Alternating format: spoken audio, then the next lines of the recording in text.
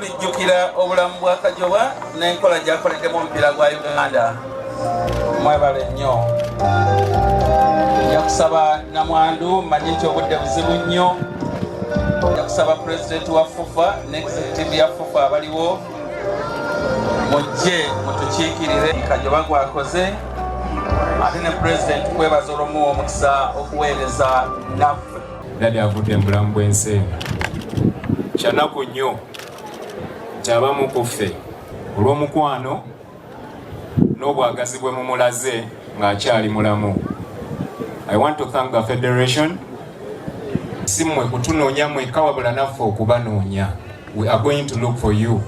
So bwe tuba tutambudde ne tujja gye muli mutulage omukwano dadi gwe mbadde mumulaga.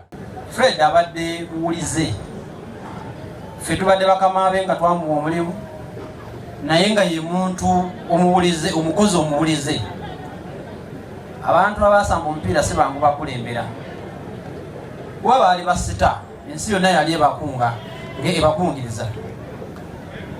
Kiba si kya bulijjo kubanga basobola okukolera wansi w'amateeka, naye Fred abadde omuntu akolera wansi w'amateeka. Download the app on App Store or Google Play Store now.